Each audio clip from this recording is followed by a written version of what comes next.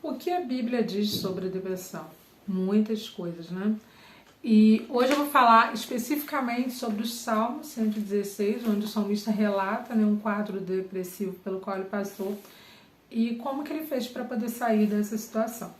Olá, para quem não me conhece, meu nome é Renata Macedo e nesse canal a gente fala sobre Bíblia. Se você gosta desse tipo de assunto, eu te peço que dê um like nesse vídeo e se inscreva no meu canal para que a gente possa continuar aprendendo juntos. Então, a gente vê aqui no início do Salmo 116, ele vem dizendo ao Senhor, é um salmo de gratidão, um salmo muito bonito, porém ele tem umas partes muito fortes.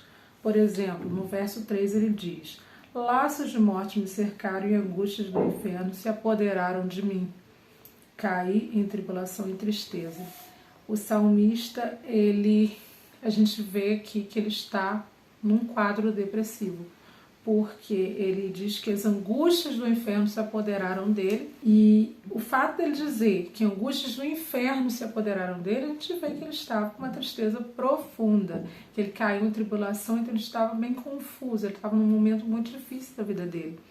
A outra coisa que me chama a atenção aqui no verso 3 é o fato de ele dizer: caí em tribulação e tristeza. Ele assume a culpa, ele diz: caí. É como se tivesse o pronome eu aqui oculto, né? Eu caí.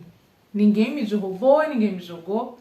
Isso me chama a atenção porque, a partir do momento em que a gente assume a culpa de um problema, a partir do momento que a gente assume a culpa daquela situação que a gente está passando, a gente vai fazer alguma coisa para resolver. Se a gente ficar o tempo todo culpando os outros pelo nosso problema, pela nossa depressão, pela nossa tristeza, a gente nunca vai fazer nada para resolver. Tanto que, logo após ele assumir a culpa, a gente vê ele tomando uma atitude.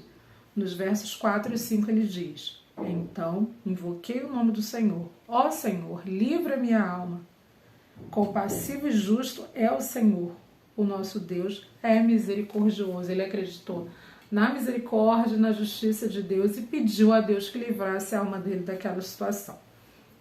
E aqui a gente vê ele pedindo no verso 7, volta minha alma ao teu sossego, pois o Senhor tem sido generoso para comigo. Ele queria que a alma dele voltasse para o sossego, que a alma dele voltasse, né, para Deus, que ficasse em paz, né, sossego, tá falando aqui de paz. E, ou seja, além dele assumir a culpa para si da situação que ele estava passando, ele toma uma atitude que é pedir para Deus para poder tirar ele daquela situação. Deus, ele livra o salmista dessa situação. Tanto que a gente vê aqui no verso 9, no 8, né? No verso 8, ele é muito bonito, ó. Pois livraste da morte a minha alma, das lágrimas os meus olhos, da queda os meus pés. Lindo demais. Ou seja, o Senhor livrou ele daquela situação, porque ele acreditou na justiça e na misericórdia divina. E depois eu quero ler para vocês também aqui o verso 12, onde diz: que darei ao Senhor por todos os benefícios para comigo. Ele já está num momento aqui de gratidão ao Senhor por ele ter abençoado ele. Ou seja, ele passou por um quadro depressivo, ele assumiu a culpa, ele pediu a Deus, Deus livrou ele aqui já está num estágio de gratidão, agradecendo o que eu posso fazer para poder... o que eu posso dar para Deus em troca de tudo que Ele tem feito por mim? Nada, gente. Nada que a gente fizer, né, a gente vai conseguir pagar todas as benfeitorias que Deus tem feito para conosco. E no verso 3 ele diz: tomarei o cálice da salvação e invocarei o nome do Senhor. Aqui ele já está saboreando a salvação. Ele já está saboreando a parte boa disso tudo. Ou seja, independente da situação que você esteja vivendo hoje, se você está num quadro depressivo, de tristeza, ou passando por algum outro tipo de problema, a primeira coisa que a gente precisa fazer, assim como o salmista fez, é assumir a culpa.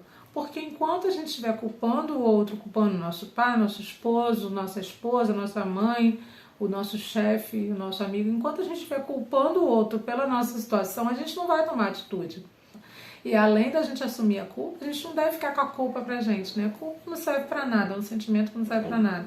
A gente precisa tomar uma atitude, assim como o salmista tomou a atitude de pedir a Deus, acreditando com fé. A gente vê aqui ele dizendo no verso 10, eu cria ainda que estivesse sobre modo aflito.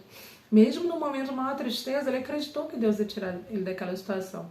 Então, a gente deve assumir a culpa, a gente deve pedir ajuda para Deus, acreditando na misericórdia divina, na justiça divina, e Deus ele vai tirar a gente daquela situação com certeza, e a gente vai chegar um momento de estar com o nosso coração leve, agradecendo, já saboreando a salvação, ou seja, a paz para a nossa alma.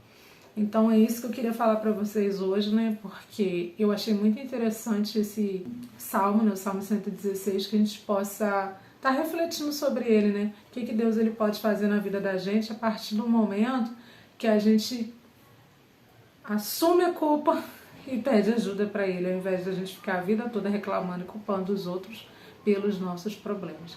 Que Deus abençoe sua vida, que Deus abençoe seu dia e tchau, tchau.